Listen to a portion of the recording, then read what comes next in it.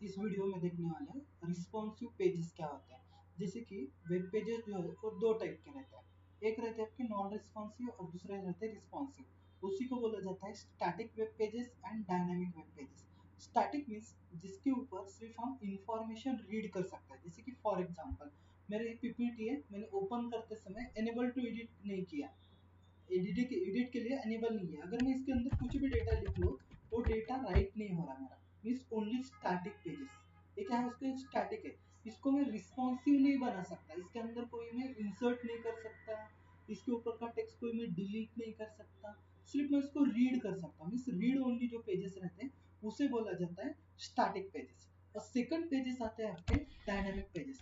Dynamic pages means user से हमें क्या करना है, रिस्पॉन्स लेना है, या फिर यूजर से हमारा जो भी डेटा है डेटा का फीडबैक लेना है, या फिर कोई फॉर्म फिलअप करना है, तो उसके लिए हम यूज करते हैं डायनामिक वेब पेजेस।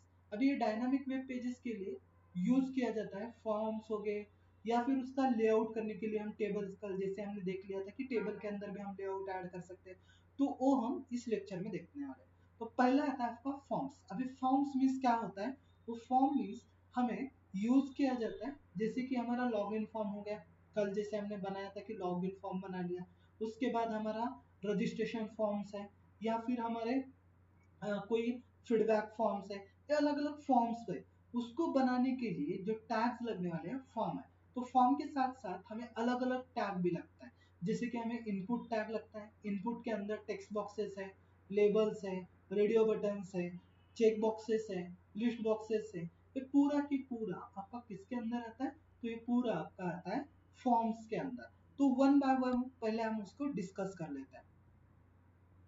ठीक, तो पहले मैं इसको ओपन कर लेता हूँ VS कोड को।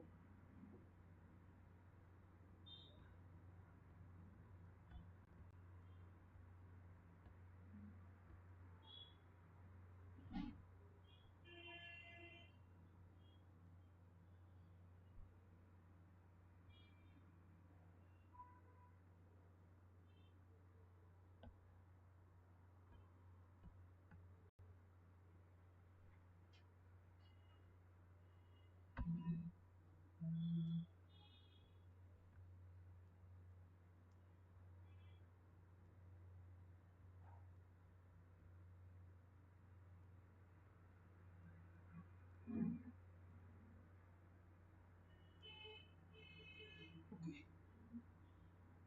तो रिस्पॉन्सिव पेजेस क्या होता है। Responsive pages means responsive web designing is an about the HTML and CSS automatically resize, hide, shun and enlarge, या फिर आपको वेब भी मेक द लुक गुड, आपको उसका पूरा फीडबैक देना है, या फिर उसको अरेंज अच्छी तरीके से करना है, तो उसके लिए आपको यूज किया जाता है CSS और HTML। उसमें व्यू पोर्ट्स रहते हैं। व्यू पोर्ट्स मीन्स क्या होता है आपका, this will be set a view port of your page which will give the browser interaction how to control the page। आपके पेजेस किस तरीके से कंट्रोल होनी चाहिए, तो उसके लिए यूज किए जाता है मेटा टैग्स। अब ये मेटा टैग क्या होते हैं, जैसे कि अगर एग्जांपल में देखना है तो हम क्रिकेट की वेबसाइट देखते हैं, हमें कोई स्कोर देखना है, तो स्कोर हम बार बार उसको अपडेट नहीं कर सकते या फिर रिफ्रेश नहीं करते, वो ऑटोमेटिकली होता है, तो उसके लिए भी हम मेटा टैग यूज करते हैं। या फिर आपके पोर्ट कैसे कंट्रोल होना है, उसकी विड्थ क्या होनी है, हाइट क्या होनी है, तो उसके लिए भी यूज किए जाते हैं आपके रिस्पॉन्सिव मीन्स मेटा टैग, हम उसके अंदर यूज करके ले सकते हैं। जैसे कि कल हमने एक पेज दिया था, पेज के अंदर हमने क्या दिया है, एक सिर्फ वेब ये बनाया टेबल, और टेबल के अंदर एक फॉर्म बनाया था। कौन सा फॉर्म था, HTML में heading sorry table tag use करके हमने लॉगिन फॉर्म वहां पे क्रिएट करके दिया था। अभी उस लॉगिन फॉर्म को अपडेट करना है, या फिर उसके कंटेंट जैसे कि जूम इन जूम आउट हो गया, या फिर उसको कुछ हमने उसके ऊपर कोई एक आधी एक्शन परफॉर्म कर दी, मैं जैसे कि मिनिमाइज कर दिया या फिर मैक्सिमाइज कर दिया, तो उसको उसकी साइज जो है वो ऑटोमेटिकली क्या होनी चाहिए, ऐड होनी चाहिए। तो उसके लिए यूज किया जाता है आपका हेडिंग टैग्स के अंदर मेटा टैग। मेटा टैग के अंदर हम अलग अलग कंटेंट्स यूज कर सकते हैं, जैसे कि कौन सा कंटेंट है, view port content. View port content में क्या होता है आपका, जो भी व्यू पोर्ट कंटेंट है, इस कंटेंट को जो भी विड्थ है, विड्थ किस तरीके से अरेंज की जाएगी, जो आपका डिवाइस है उस डिवाइस के हिसाब से हम उसको अरेंज करके ले सकते हैं। जैसे कि मेरा डिवाइस अभी मैं यूज कर रहा हूँ मोबाइल, तो मोबाइल के ऊपर जो भी ऐड होगा, मोबाइल का जैसे मेरा डिवाइस है, जिस उसकी जो हाइट और विड्थ है उसी के हिसाब से उसको क्या अरेंज किया जाएगा। अगर मेरा डिवाइस मैं लैपटॉप यूज कर रहा हूँ, तो लैपटॉप की मेरी जो भी विड्थ है, हाइट है, या फिर मेरे पेज की मैं किस तरीके से उसको व्यू कर रहा हूँ उस तरीके से वो क्या हो जाएगा, उसके ऊपर शो किया जाएगा। मैं इसको रन करके बताता हूँ आपको। व्यू पोर्ट कमेंट डाल दी मैंने, स्केल डाल दी 1.0, ये मेरी स्केल है। उस स्केल के ऊपर हम उसको रन करते हैं।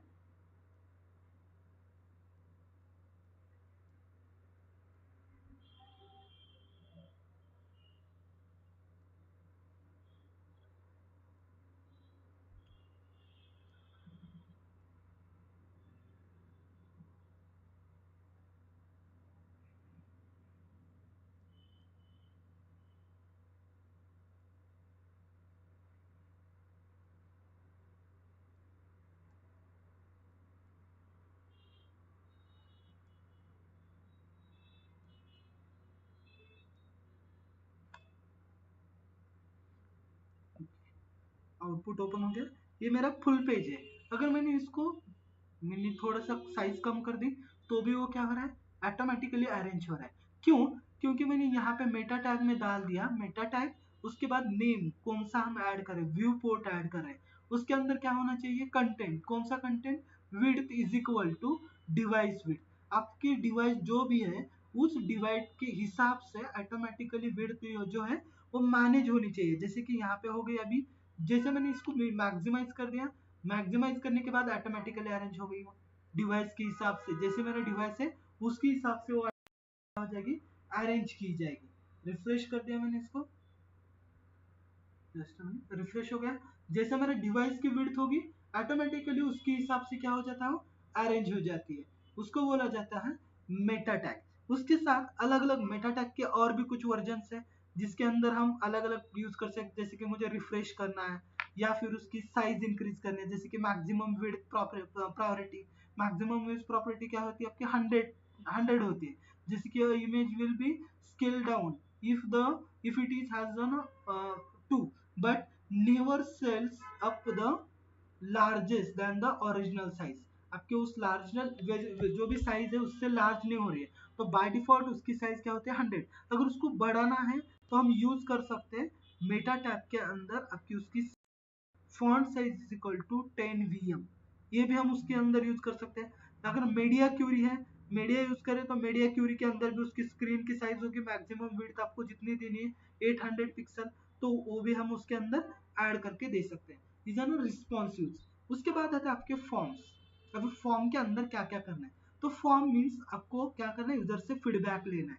तो फीडबैक किस तरीके से ले सकते हो, तो उसके लिए यूज किए जाते हैं आपके फॉर्म्स, जैसे कि रजिस्ट्रेशन फॉर्म है, लॉगिन फॉर्म है, फीडबैक फॉर्म है, कॉन्टेक्ट अस के फॉर्म है, अलग अलग फॉर्म है। जो हमने कल डिक्लेयर किया था या फिर कल हमने डिसाइड बनाया था, वो वही फॉर्म में मैं आपको बताता हूँ। जैसे कि यहाँ पे मैंने टेबल टैग बनाया, टेबल के अंदर क्या कर दिए, हाइट और विड्थ ऐड कर दी, हाइट और विड्थ के अंदर विड्थ बना दी उसकी। उसके बाद टेबल रोज बना दिया टीआर के अंदर, टीआर मीन्स टेबल रोज। उसके बाद TH table heading means row की जो भी रो है उसके अंदर हेडिंग, दो कॉलम मुझे स्पैन होनी चाहिए, जैसे कि ये हो गया मेरा हिडर। उसके अंदर टेबल कंटेंट के अंदर मुझे दो डालने, एक डालना है मुझे लेबल नेम, मुझे यूजर नेम डालना है मुझे वहां पे मीन्स, और उसके बाद मुझे उसके आगे क्या है चाहिए, टेक्स्ट बॉक्स, तो टेक्स्ट बॉक्स मैंने इसके आगे डाल दिया। अब मुझे क्या करना है, यहाँ पे सिर्फ फॉर्म टैग ऐड करना है। ओके, मुझे यहाँ पे सिर्फ फॉर्म टैग है, फॉर्म, उस फॉर्म टैग के अंदर मैं ये पूरा फॉर्म बना दिया। अभी जो बनाया था सिर्फ हमने लेआउट बना के बना लिया था, लेकिन मुझे जो बनाना है अभी वो किस तरीके से बनाना है, इनसाइड द फॉर्म टैग। आपके फॉर्म टैग के अंदर मुझे क्या करना है, इसको डिस्क्राइब करना है। तो मैंने सिर्फ फॉर्म टैग ऐड कर दिया। फॉर्म टैग के अंदर हम अलग अलग फॉर्म्स बना सकते हैं, जैसे कि मैंने अभी यहाँ पे लॉगिन फॉर्म हमने डिसाइड बना दिया है, उस लॉगिन फॉर्म को यहाँ पे ऐड कर देते हैं। अभी इसके कुछ एट्रीब्यूट्स है फॉर्म टैग की, उसके अंदर मैंने टेक्स्ट बॉक्स लेबल है, टेक्स्ट बॉक्सेस है, डेट है, या फिर आपका पासवर्ड है, अलग अलग टाइप के आप यहाँ पे यूज कर सकते हैं। जैसे कि मैंने यहाँ पे यूज किया आपका text box, input type is equal to text. अगर आपने डेट ले ली तो वहां पे क्या आ जाएगी आपकी डेट आ जाएगी, कौन से डेट को आपको चाहिए। अगर मुझे डेट ऐड करनी है तो मैं यहाँ पे डेट ऐड कर लेता हूँ सबमिट के साथ। और एक मैं यहाँ पे टी एच टैग ऐड कर दिया। यहाँ पे इसके अंदर मुझे ऐड करना है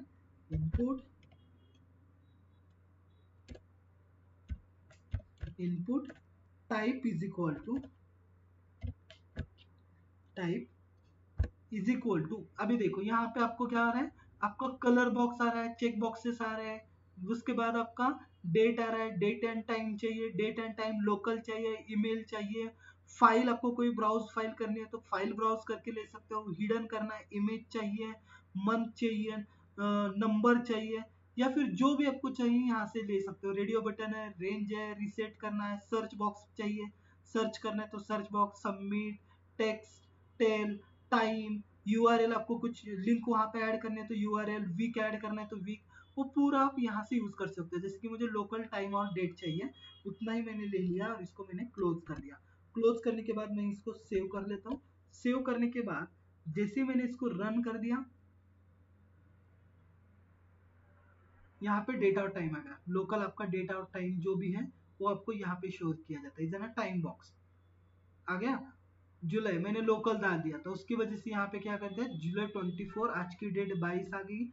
उसके बाद नेक्स्ट टाइम, अब भी टाइम क्या हुआ है, 11:44 हो गए, तो ये मैंने यहाँ पे सेट कर दिया, टुडे सेट कर दिया, ऑटोमेटिकली सेट हो गया। आ गया यहाँ पे आपका टाइम और डेट, जैसे मैंने लॉगिन कर दिया लॉगिन हो जाएगा। ओके, तो ये हो गया हमारा टेक्स्ट। लेकिन मेथड्स भी होते हैं, आपका जो भी फॉर्म है उसके मेथड होते हैं। जैसे कि फॉर एग्जांपल अभी मैंने क्या कर दिया, यहाँ पे मेरा यूजर नेम डाल दिया और पासवर्ड में यहाँ पे एंटर करता हूँ abc@123, पासवर्ड भी मैंने यहाँ पे डाल दिया। लेकिन जैसे ही मैंने इसको सबमिट कर दिया, सबमिट करने के बाद क्या होगा, वो मेरा यूजर नेम और पासवर्ड हाइड हो गया, बराबर है। तो इस मेथड इसको ट्रांसफर करना है, मीन्स इसको क्या करना पड़ेगा, मुझे पास करना पड़ेगा दूसरों के लिए। तो उसके लिए यूज किया जाता है मेथड्स। फॉर्म का एट्रीब्यूट है method. Method is equal to, दो टाइप के मेथड्स रहते हैं, एक रहती है आपकी गेट मेथड और दूसरी रहती है पोस्ट मेथड। तो पहले गेट से ट्राई करते हैं। गेट किसके लिए यूज किया जाता है, get mean show the data, आपका जो भी डेटा है वो डेटा मुझे क्या होना चाहिए, शो होना चाहिए। जैसे कि अभी रिफ्रेश कर दिया मैंने, यहाँ पे यूज कर दिया नेम अंकुश @123। अब इसको मैंने सेव कर दिया। जैसे ही मैंने सेव कर दिया तो मुझे यहाँ पे शो किया जाता है, गेट के साथ शो नहीं हुआ। ओके, पोस्ट के साथ देखते हैं, गेट और पोस्ट चेंज कर देते हैं, पोस्ट। ये दोनों मेथड्स है आपकी, गेट और पोस्ट मेथड, ये दोनों मेथड्स आप यूज करके देख सकते हो।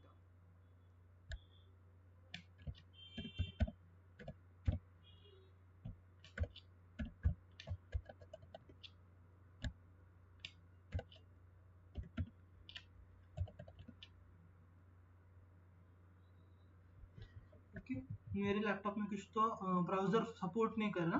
वो गेट के बाद आपको यहाँ पे जो भी मेरा पासवर्ड और यूजर नेम है वो यहाँ पे शो किया जाता है और पोस्ट में उसको हाइड किया जाता है। अभी मेरे पास लैपटॉप को कुछ तो इशू है, उसकी वजह से नहीं दिखाई दे रहा, आपके पास वो दिखाई देगा यहाँ पे।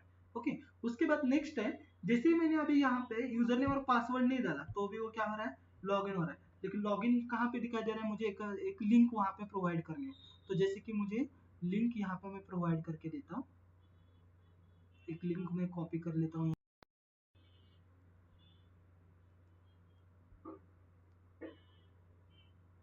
जैसे कि ये वाला मेरा पेज है, एबीसी ट्रेनिंग्स का पेज है। उस एबीसी ट्रेनिंग के पेज में मुझे क्या करना चाहिए, लॉगिन होना चाहिए, या फिर इसको लोड लगेगा, थोड़ा सा टाइम लगेगा। तो उसकी वजह हम क्या करते हैं, एक दूसरी वाली वेबसाइट ओपन करते हैं, जैसे कि यूट्यूब है। जैसे मैंने उसके ऊपर क्लिक कर दिया तो मेरा क्या होना चाहिए, यूट्यूब ओपन होना चाहिए। तो मैं यहाँ पे यूट्यूब को क्लिक करता हूँ, youtube.com।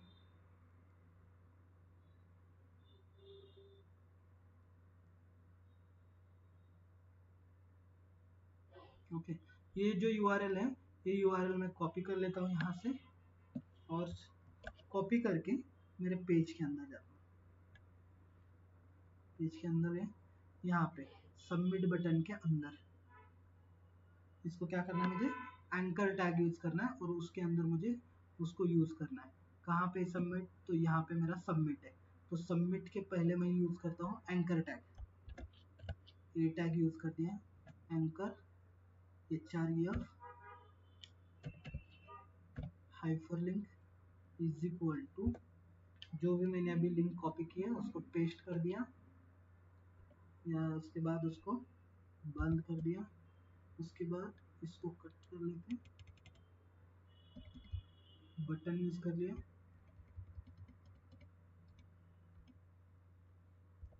तो यहाँ पे मैंने इसको क्लोज कर दिया। सेव हो गया। सेव होने के बाद मैंने इसको रन कर दिया अभी।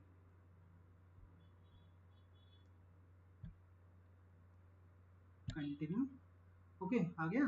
जैसे कि मैंने इसको रिफ्रेश कर दिया, वहाँ पे ऑटोमेटिकली आ गया कंफर्म द रिसबमिशन, यस हो गया। अभी जैसे मैंने यहाँ पे यूजर नेम पासवर्ड कुछ तो डाल दिया, पासवर्ड मैंने डाल दिया और सेट कर दिया, तो क्या हो जाएगा, वो वहाँ पे ओपन किया जाएगा आपका। कुछ तो दिक्कत आ रही है इसके अंदर, ऑटोमेटिकली ओपन हो जाएगा। एंकर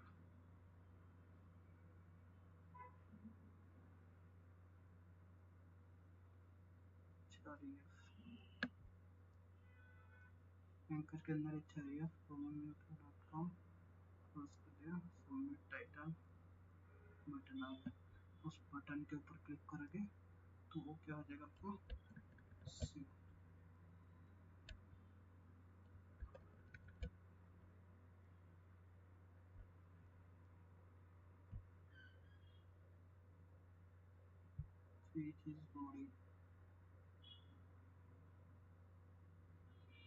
लोड खराब है, लोडिंग है, टाइम लगेगा।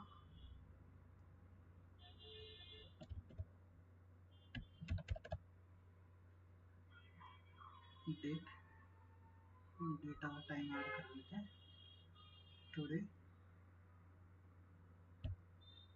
आज का डेटा टाइम ऐड हो गया, सबमिट कर देते हैं। कुछ तो इशू आ रहा है।